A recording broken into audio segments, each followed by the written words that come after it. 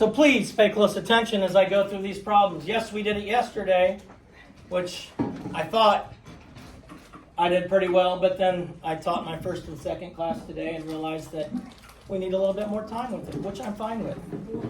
When we are adding fractions and we are using the fraction pieces, like you have access to on the polypad, there are some in the back that when we get started, you'll be able to use.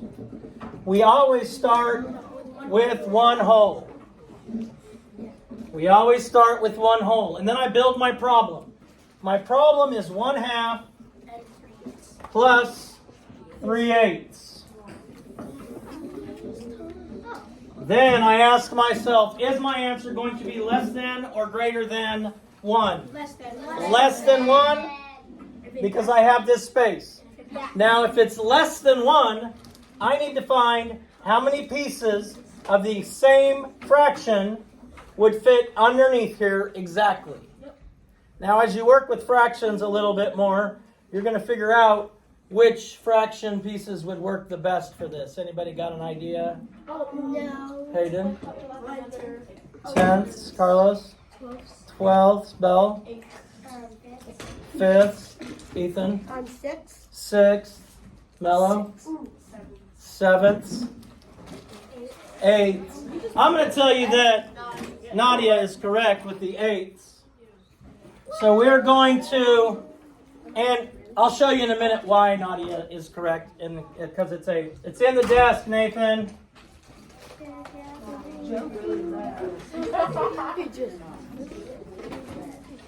All right, I can show you mathematically why it's going to be 8. And so this is 4/8 plus 3/8, so my answer is 7/8.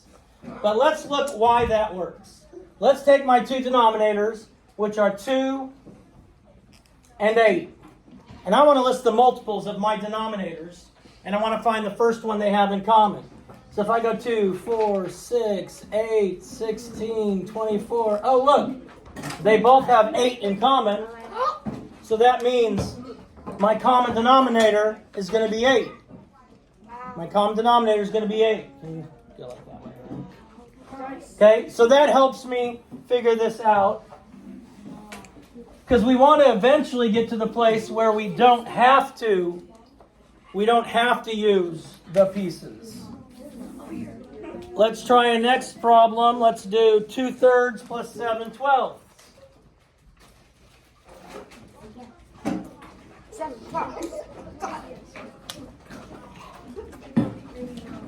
2/3 and 7/12.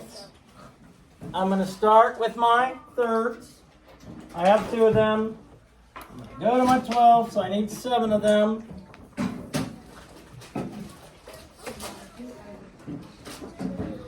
One, 2, 3, 4, 5, 6, 7. Now, knowing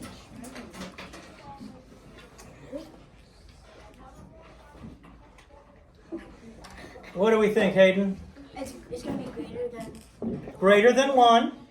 So we know that, Nadia. We're going to be using 12. And how do you know that?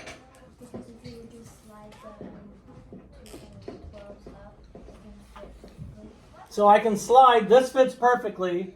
So I'm going to have, and I could just slide it up, as Nadia said, and I'd have 1 and 3/12. Is there another way I can do it? Remember, as we did them yesterday, we had several ways to find what we call equal fractions, equivalent fractions. So is there another piece where I can use fewer than 3 to equal that, Hayden? You could use also, Let's see. 1/3. Well, let's see. 1/3. Oh. That's too big. Oh, 2, 6. Because 4 times 3 is 12, and we have 4. I could use 1/4. Oh, So, because that fits exactly. So my answer is going to be 1 and 3/12 or 1 and 1/4. 1 and 3/12 or 1 and 1/4. Okay, we seem to be maybe understanding this. At least some of you are. Thank you. Right there. Hopefully. help. When you just try to be on the camera. Let's look at 4/10 plus 4/5. All right, before we get going, Ryan, do you think this is going to be less than or greater than a half? I mean, than 1. Greater than 1? Why do you think?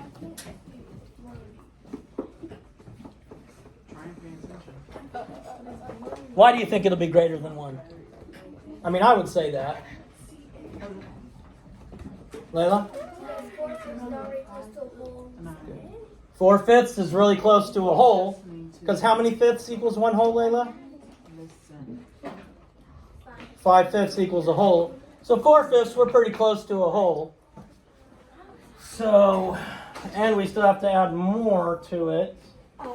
Yeah, 4/5 and 4/10. It's gonna be like exactly even. Oh wait, no, it's not. That's even, eh? That looks very even. Oh, I thought it was. Now Ryan was right. My answer is going to be greater than 1. So it's going to be 1 and Mello? 1/6. Let's try 1/6. No, 1/6 doesn't quite fit. It needs to be a little bigger than 1/6. Little bigger than 1/6. John? 1/5. Let's see. And 1/5 works because 1/5 is equivalent to 2/10. These are the same amount. 1/5 and 2/10 are the same amount, same value.